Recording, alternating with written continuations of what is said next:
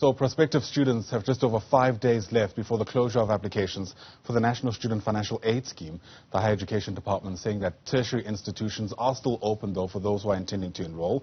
Let's get your sense of what else you need to know. Bring in the Higher Education's Director General, that's Dr. Nkosinathi Sishi, joining us via our video link this morning. Great to have you on the program, sir. Thanks very much indeed for making time to speak to us. I wonder if we could just begin by taking stock of where NSFAS is, given what's taken place, perhaps in the year gone by. Among some of the most notable developments is the President essentially giving authority to the SIU to investigate corruption at maladministration there. How's that investigation fared, as far as you know, at least? Thank you very much, and good morning to the listeners. We appreciate this opportunity. Indeed, NSFAS has evolved. It has now become a very important asset in the arsenal of the democratic institutions in South Africa, but particularly serving education. To be specific about the SIU proclamation for investigation by SIU, which the President granted after the request by our minister. Indeed, work has started, but it's important for me to indicate that this is work that relates to what happened at NSFAS in the last 7 years, and then is no way a reflection of what is going on now. Since then, a lot of progress has been made. Allow me to just take you back a little bit. In 2015, the budget for NSFAS was sitting at around 5 billion. By 2020, that budget was about 21 billion. Currently, we are sitting at 47 billion, covering 85% of all university students at 1.1 million, and 85% of all college students at 800,000. So you can actually see the significance of NSFAS and the amount of work that sits in their shoulders, and as part of our regime for enrollment of the class of 2023. Yeah, and along the way, there's always been a feeling that the issues, as it were, are the same, right? Yes, the budget has increased quite significantly, in fact, from the 5 billion essentially now to 47 billion over the years, but so has the demand, right? In fact, I presume that even the 47 billion won't go far enough to cover all the people who've applied yet again this year. Absolutely. I think there's a number of issues that needs to be looked into. I think in South Africa, it's one of those few countries in the world where young people aspire to go to varsity. If you were to interview all the matriculants from grade 10 to 12, they aspire to go to varsity. This is an abnormality. Ordinarily, the college system should be absorbing the greater majority of students in any department. This is work that we are doing to turn around the college system. As you can see, we are increasingly investing in our colleges to deal with this issue.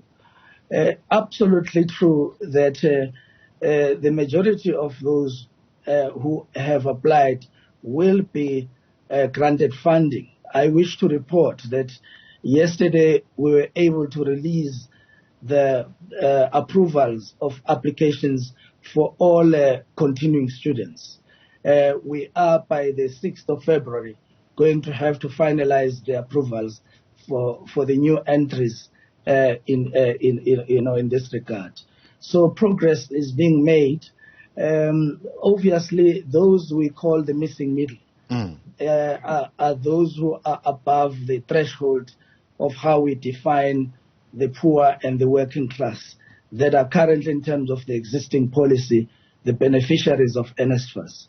It is clear to us that until we have resolved this issue of the missing middle, we will struggle to cover everyone.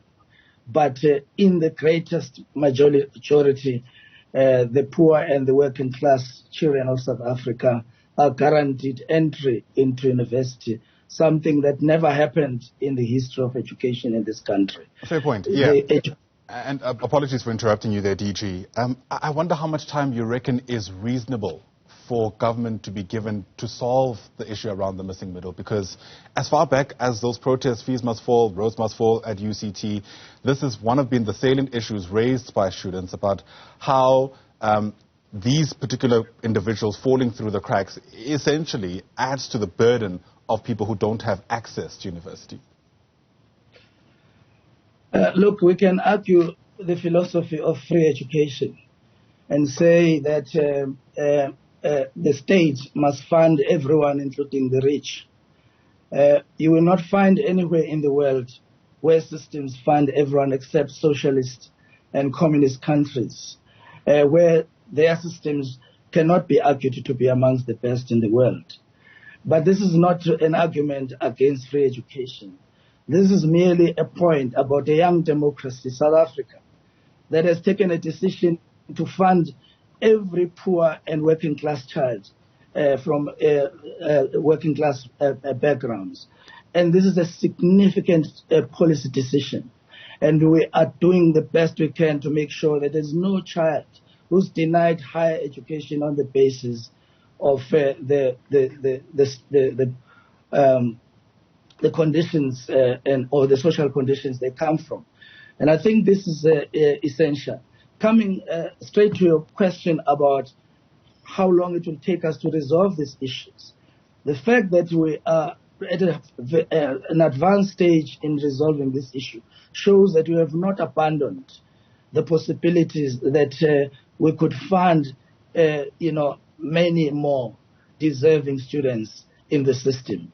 The minister announced in the last 2 years that we were going to appoint a ministerial task team to look at a comprehensive funding model for higher education.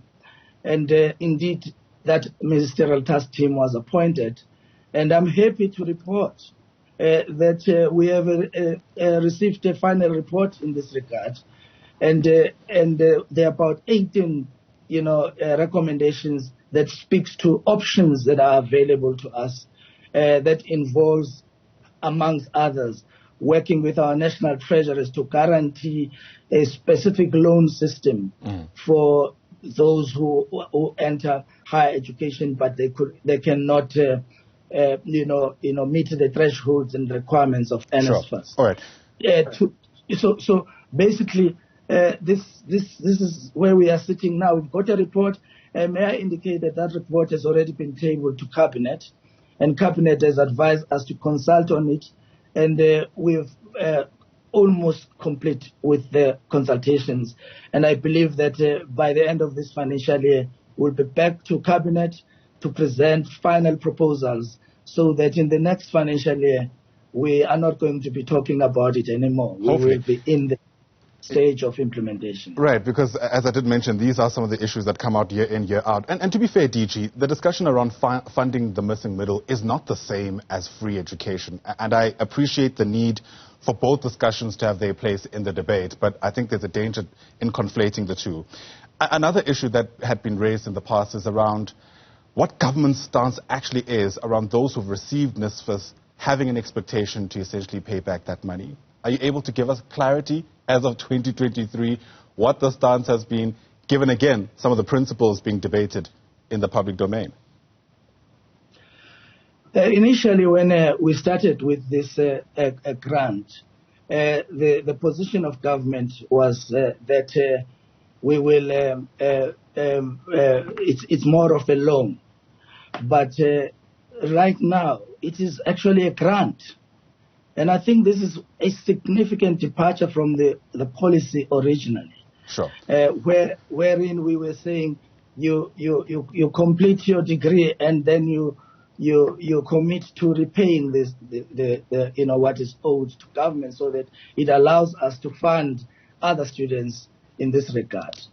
Over time, government has taken a stance to make this a grant, and I think this is significant. It's a shift that basically means that poor households in our country are guaranteed access to education through a government that is prepared to fund, them completely. Yeah. And I think this is the significance of NSFAS. And the reason why it has become so important for us to continue improving the administration and efficiency in the disbursement of the grants. Sure.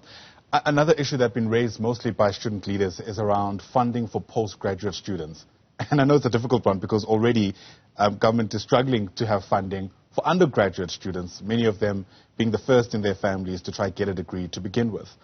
But potentially this is going to be yet another sore point between the relationship that exists at that level between students and these institutions. And I wonder whether or not government has given some time to finding out how we could solve that particular complexity. That is a matter that is substantially covered in the report on the new comprehensive model, and there is plenty of options that are made available. But if you ask me what are we doing now to deal with this particular issue, I will indicate that we've decided that those young people that are or seek enrollment and entry into scarce skills areas through the National Skills Fund, we will, assist and support them. And we've worked with the banking institutions in the country to also, make loans available for them in this regard. But I think it's also fair to say that in the majority of cases, to be able to be competitive in the job market, it's difficult for you to do so with only the first degree. Your chances are with a second degree in scarce areas. And in this regard, we have decided that we will assist as far as we can. We've got partnerships with the private sector.